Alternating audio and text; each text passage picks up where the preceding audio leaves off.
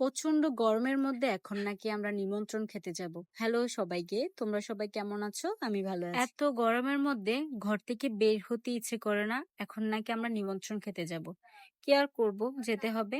তাই ready teddy হয়ে বের হয়ে গেলাম। তোমরা অবশ্য ভিডিওতে দেখতে পেয়েছো আমি একটা অন্য শাড়ি নিয়েছি, কিন্তু প্রচন্ড গরমের কারণে আমি এই সুতি শাড়িটা পরেছিলাম। তবে আমার পরা শাড়িটা আমার মায়ের ছিল।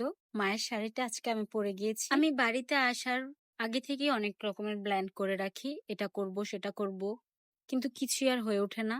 এবার ভেবেছিলাম কাঁচা আমের ভর্তা খাবো, মাটির গয়না বানাবো, ইত্যাদি ইত্যাদি অনেক কিছু প্ল্যান করে রেখেছিলাম, কিন্তু কিছুই হচ্ছে না।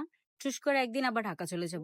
উনি হলেন মায়ের গুরুদেব, মানে আমার দাদু হয়। গিয়েই ওনাকে প্রণাম করে নিলাম। অনেক দুষ্টুমি করছিলাম দাদুর সাথে, আর বাহিরে চলছিল খাওয়া দাওয়া। এই যে লোকটাকে দেখতে পাচ্ছেন, উনি আমার পাপা, মানে বাবা। আমি বসেছিলাম এক দিদাদের ঘরে। এরই মধ্যে দাদু আমার খুবই পছন্দের একটা প্রসাদ মাখাচ্ছিল, দিয়ে দিল। তোমরা কারা কারা এই মাখা প্রসাদটা খেতে ভালোবাসো অবশ্যই কমেন্টে জানাবে। এরপর খাওয়া দাওয়া শেষ করে আমরা বাড়ির উদ্দেশ্যে রওনা হলাম। এই গাছটাকে কে কে চিনো অবশ্যই কমেন্টে জানাবে।